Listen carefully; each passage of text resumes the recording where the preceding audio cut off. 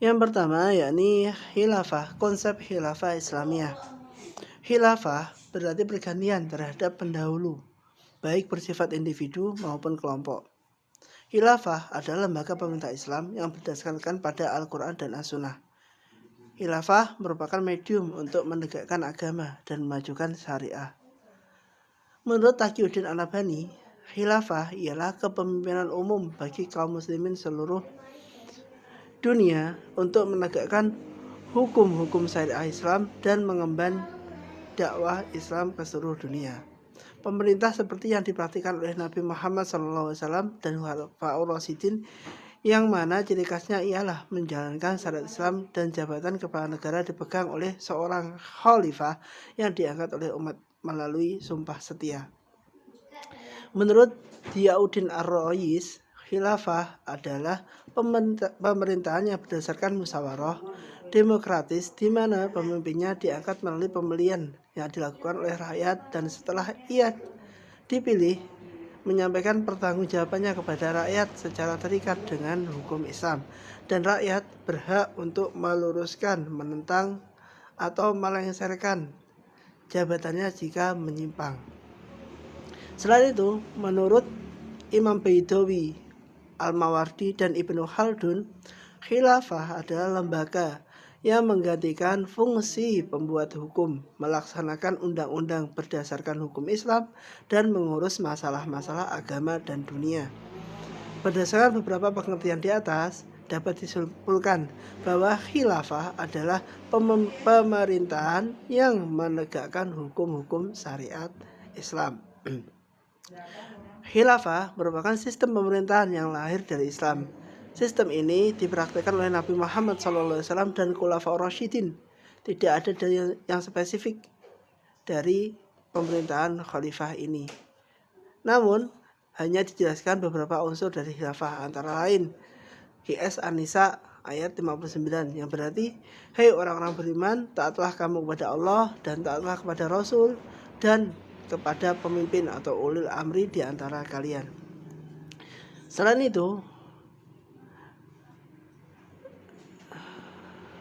dalam bahasan masa khilafah ini, Imam Bukhari dan Imam Muslim juga menjelaskan dalam kitabnya. Imam Al-Bukhari menjelaskan al-khilafah dalam kitabnya As-Sahih yang diberi nama judul Kitab Al-Ahkam. Demikian pula Imam Muslim mengkhususkan satu bab khilafah dalam kitab Al-Imarah.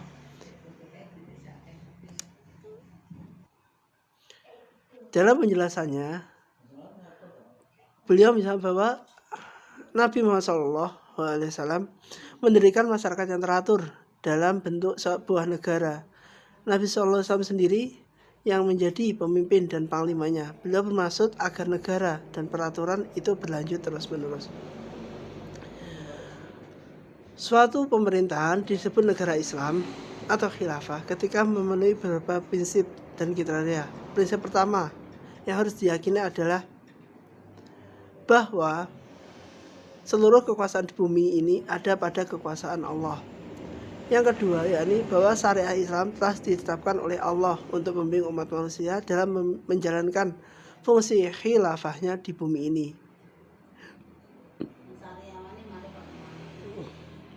Berdasarkan kedua prinsip tersebut, maka suatu negara yang mengatur syariat Islam secara teknis disebut dengan Khalifah Islamiyah. Lebih jauh dikatakan oleh Iqbal bahwa suatu negara disebut negara Islam apabila memenuhi 3 kriteria. Yang pertama, yakni ummah masyarakatnya muslim. Yang kedua, yakni syariah diberlakukannya hukum Islam. Dan yang ketiga, yakni khalifah memiliki kepemimpinan seorang masyarakat muslim atau kepemimpinan masyarakat muslim.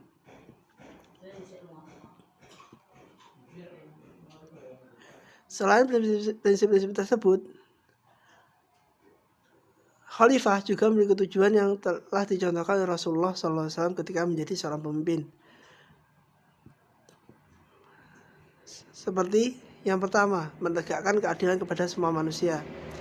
Yang kedua, yakni melindungi yang lemah dan mencukupi yang tak mampu dan butuh. Yang ketiga, yakni melindungi prinsip-prinsip Islam. Itu konsep dari khilafah Islamiyah.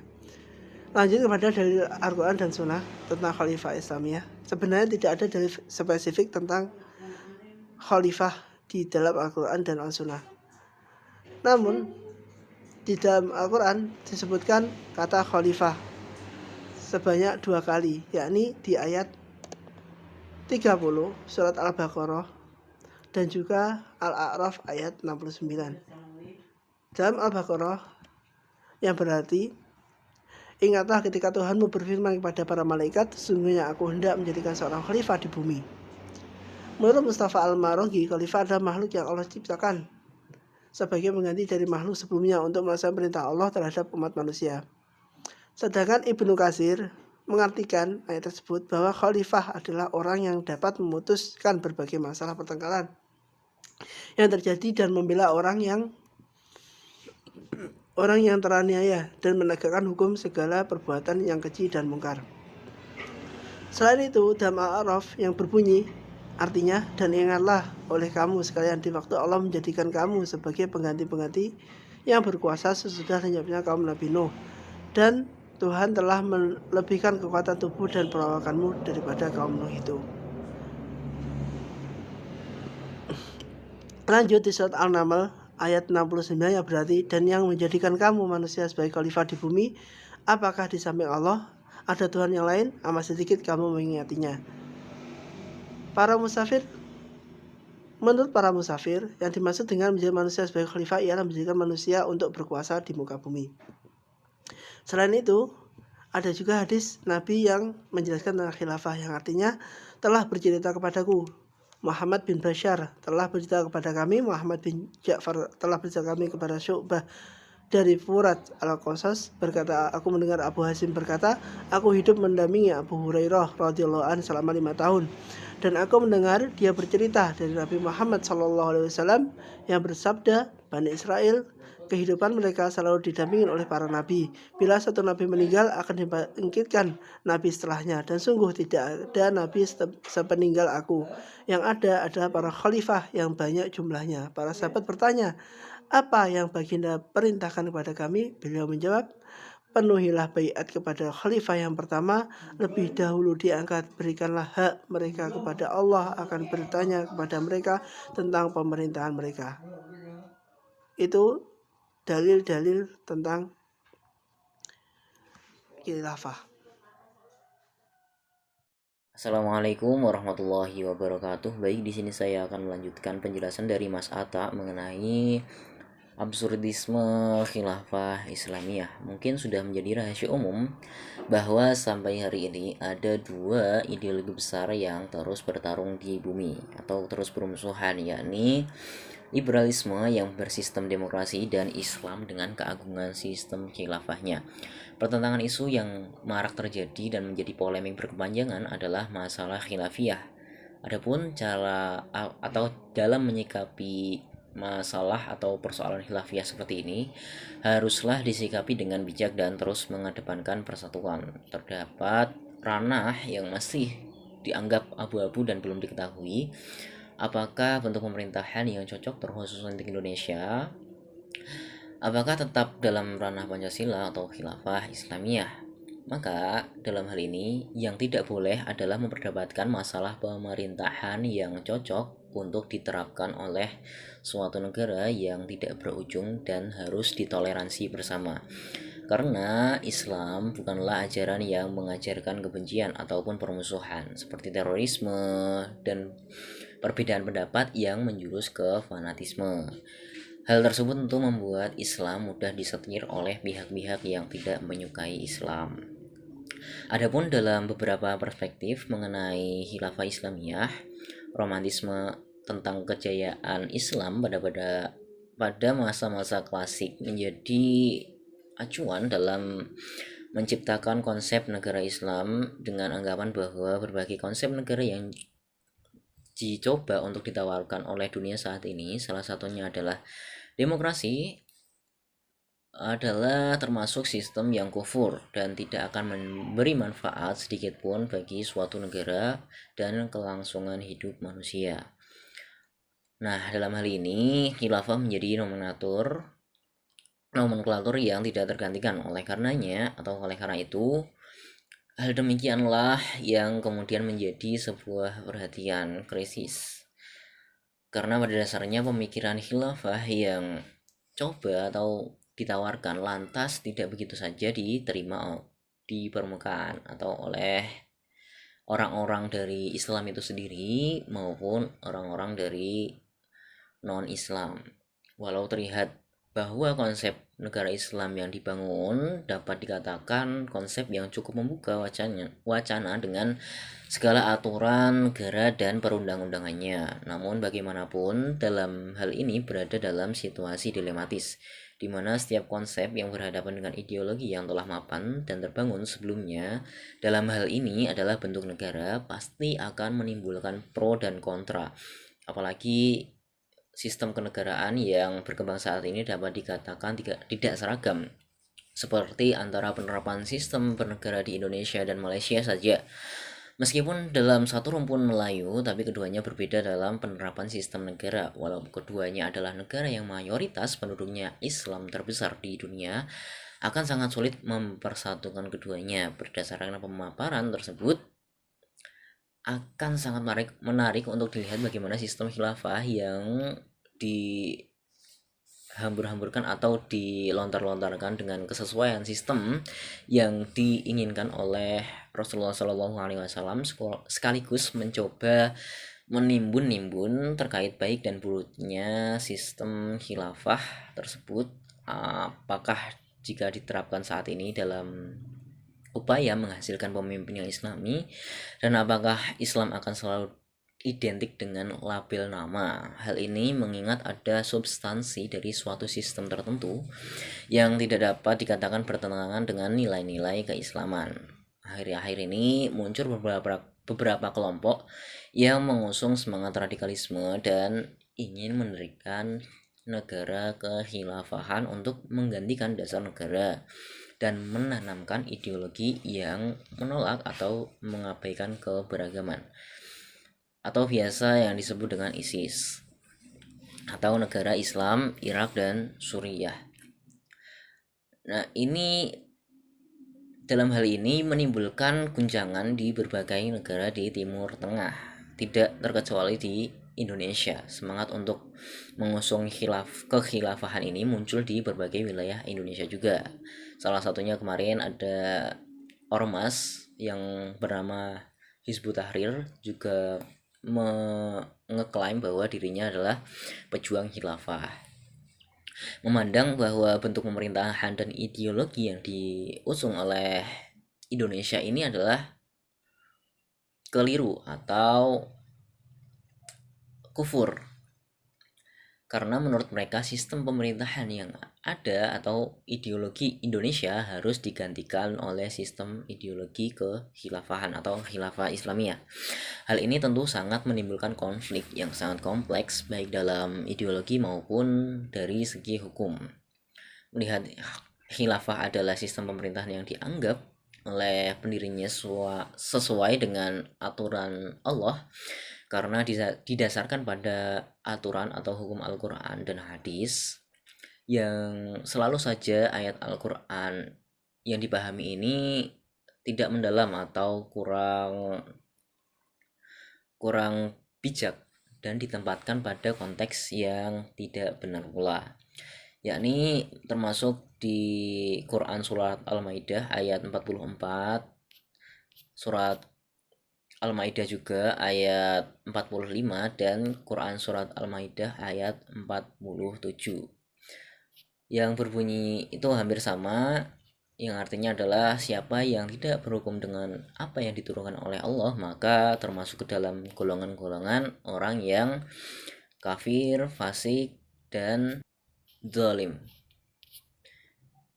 Jadi ketika ada orang yang tidak menerapkan sistem pemerintahan khilafah Islamiyah, maka orang tersebut dikatakan kafir, fasik, dan zalim. Adapun secara singkat, atau pada intinya sistem khilafah secara tegas oleh pendirinya ini dianggap sistem politik yang murni Islam, sementara sistem-sistem yang lain adalah di luar Islam yang artinya harus ditolak, termasuk ideologi demokrasi atau Pancasila. Kaum muslim yang tidak memperjuangkan khilafah oleh pendirinya ini dianggap tidak mengusung syariat Islam. Dengan kata lain, kaum muslim yang demikian tidak atau telah melanggar perintah Tuhan. Dan ketika orang dengan sengaja melanggar perintah Tuhan itu disebut kafir, zalim, dan fasik. Hal ini merupakan sebuah klaim yang historis dan tidak kontekstual karena hanya pada dasar teks-teks literatur agama saja. Sangat berbahaya ketika ideologi ini diadopsi khususnya oleh umat Islam sendiri, terkhusus juga di Indonesia yang sepanjang sejarahnya sudah mengakui sistem demokrasi sebagai sistem yang kompatibel saat ini. Sistem khilafah sendiri ini mencoba mengubah sistem suatu negara yang sudah mapan dan konstitusional dengan sistem Islam yang belum jelas, model Islam yang bagaimana bentuk mekanismenya tampak jelas. Model Islam yang diusung adalah Islam yang monolitik, padahal dalam kenyataan sejarah model Islam sangat heterogen atau sangat bermacam-macam sekali, sehingga tidak mungkin disatukan dalam satu mainstream atau pemahaman.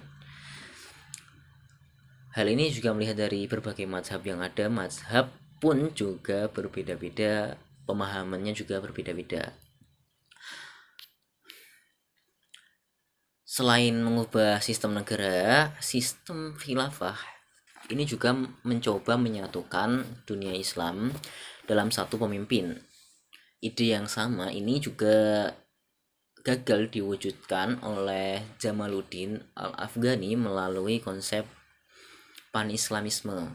Justru pada saat kolonialisme merajalela di negeri-negeri mayoritas muslim, berbeda dengan kondisi saat ini di mana masing-masing negara sudah berdaulat penuh dan lengkap dengan sistem terbaik yang dimiliki.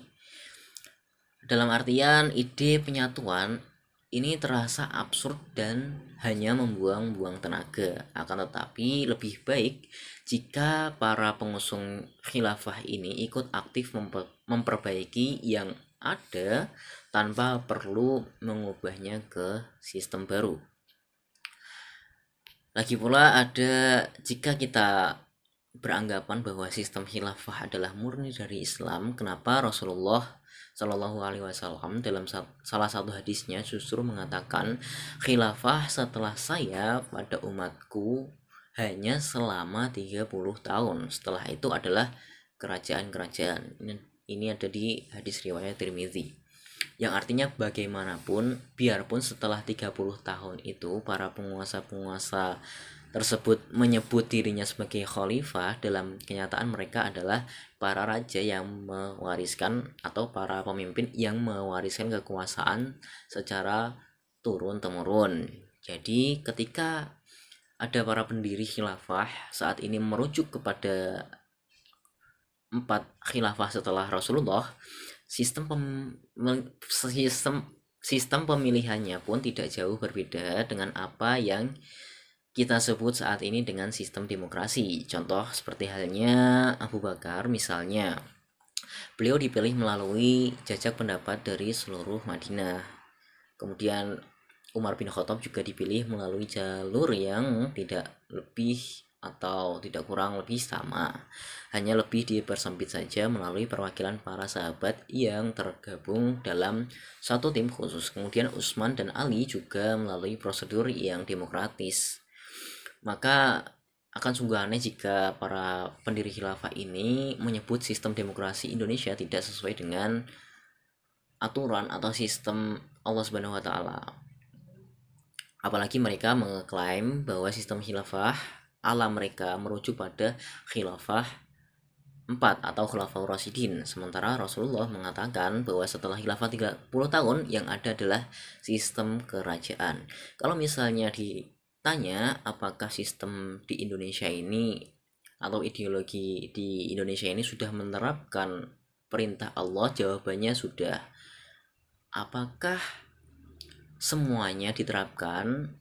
Jawabannya adalah tidak. Karena apa? Karena dalam hal ini ada hukum usul, yakni adalah la yutraku kulluhu wala yutraku kulluh, yang artinya ketika kita tidak bisa menerapkan semuanya, maka seyogyanya kita tidak meninggalkan semuanya. Jadi kita tetap melaksanakan perintah-perintah Tuhan atau perintah-perintah Allah sesuai dengan kemampuan yang kita miliki.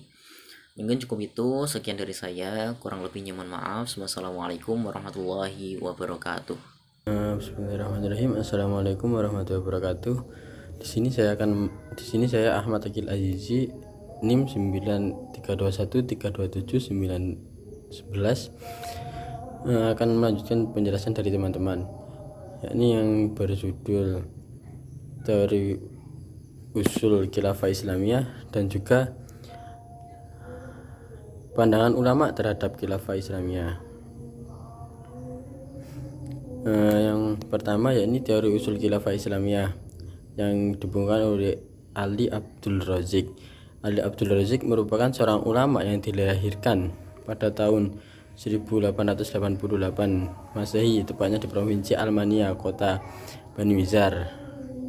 Beliau adalah seorang pemimpin yang berpengaruh besar di daerahnya, yang merupakan aktivis politik serta wakil ketua Hizb al-Ummah Partai Rakyat pada tahun 1907 Masehi. Hasan Abdul al-Razik pasca juga mempunyai politik Muhammad Abduh. Bersama rekannya tersebut mendirikan Jamiah Al-Qaidiyah Al-Islamiyah. Ia juga memiliki hubungan erat dengan pemerintah kolonial Inggris. Partai ini dibentuk untuk menandingi Hizb Waton, yakni partai kebangsaan. Menurut Ali Abdul Razik, fokus pada pemikiran Ali Abdul Razik dalam mengklaim tidak ada hubungan agama dengan politik negara terbagi dua persoalan. Pertama, menyangkut kedudukan Nabi Muhammad SAW hanya sebagai Rasul Allah SWT, tidak sebagai pemimpin negara, raja ataupun sultan.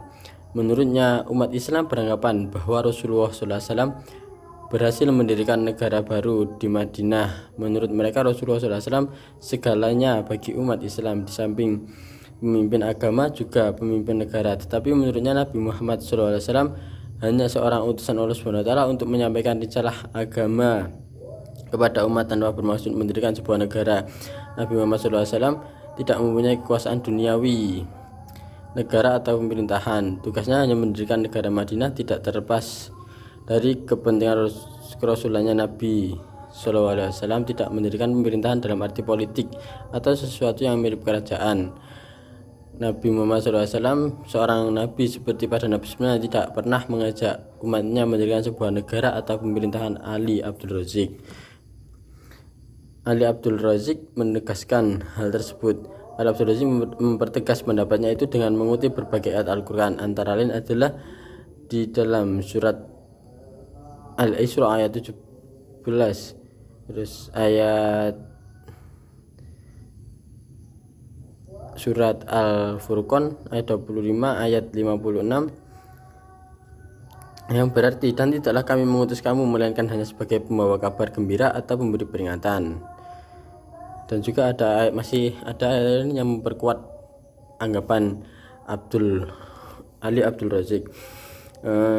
Setelah mengutip puluhan ayat dari Al-Quran, Abdul Razik menegaskan dalil-dalil itu menunjukkan tidak ada perbuatan Nabi selain menyampaikan risalah Allah SWT kepada manusia, dan tidak ada tanggung jawabnya lagi dilaksanakan atau tentang apa yang disampaikannya. Kedua, mengenai kekhalifan, menurut Ali Abdul Razik ada kepercayaan bahwa pola pemerintahan dalam Islam adalah sebagai khilafah dengan kekuasaan tertinggi dan mutlak pada seorang kepala negara pemerintah yang bergelar khalifah. Dia berfungsi sebagai pengganti Nabi Muhammad SAW dan berwenang mengatur kehidupannya baik keagamaan maupun keduniaan. Karena itu umat wajib mentaatinya. Pemikiran Abdul Razak ini mengemukakan pada saat umat Islam sedang dihebohkan oleh tindakan Mustafa Kemal Atatürk, presiden pertama Turki setelah itu menjadi republik, yang menghapuskan lembaga Khilafah Utsmaniyah pada bulan Februari tahun 1924. Seolah-olah buku Ali Abdul Razak yang terbit pada tahun 1902 itu menyambut dan mengukuhkan penghapusan negara sistem khilafah yang diklaim oleh umumnya ulama sebagai negara model Islam. Tokoh seperti Muhammad Rashid Ridho pada waktu itu bersama tokoh ulama lain dari Al-Azhar sedang mempersiapkan Muktamar Akbar Islam di Kairo dalam rangka cita-cita menghidupkan kembali sistem khilafah di dunia Islam. Saham Rashid itu cukup besar menentang Ali Abdul Razak yang berakhir pada pengucilannya dari majelis ulama. Dasar-dasar pemikiran Ali Abdul Razak dengan ulama lain terletak pada pemahaman bersatu atau tidak fungsi kerasulan Nabi Muhammad SAW dalam menangani hubungan manusia secara vertikal dengan Allah Subhanahu wa Ta'ala dan hubungan manusia secara horizontal dengan manusia serta alam dan isinya. Pihak Ali Abdul Razak mendikotomikan antara dua urusan tersebut, sedangkan pihak kontranya menyatukan fungsi kerasulan tersebut. Yang selanjutnya yakni pandangan ulama terhadap khilafah Islamiyah. Menurut Kiai Haji Muhammad Siddiq Al-Jawi, khilafah adalah jalan yang gampang dalam mengatasi masyarakat agar tercipta masyarakat yang serta tertib dalam kehidupan sosial, politik maupun agama, bebas dari berbagai kelemahan dan pengurangan. Menurut Ulil Hardawi, khilafah sebagai salah satu sistem pemerintahan adalah fakta sejarah yang dipraktikkan oleh Al-Khurafasidin. Al-Khilafah Ar-Rasyidiyah adalah model yang sangat sesuai dengan eranya, yakni bangsa masa itu umat yang sangat diumumkan untuk hidup dalam satu sistem khilafah. Pada saat manusia bernaung di bawah negara-negara bangsa, maka sistem khilafah bagi umat Islam sedunia kehilangan relevansinya, bahkan membangkitkan kembali ide khilafah pada masa kita sekarang ini adalah sebuah utopia. Menurut Syekh Abdul Majid Al-Khaidi, khalifah didefinisikan sebagai kepemimpinan umum bagi kaum muslimin secara keseluruhan dunia untuk menegakkan hukum-hukum syarak serta mengemban dakwah Islam seluruh dunia. Menurut Al-Marwadi, imamah merupakan pengganti luas kenabian dalam melindungi agama, mengatur urusan dunia. Sementara itu Al-Baidawi Al-Lijim memberikan unsur tambahan dalam mendefinisikan khilafah, yaitu adalah kewajiban bagi seluruh umat Islam untuk mengikuti dan tunduk pada yang dipilih dan diangkat sebagai dalam menjalankan tugas kenabian tersebut. Mungkin cukup seperti itu penjelasan dari saya. Sekian, wassalamualaikum warahmatullahi wabarakatuh.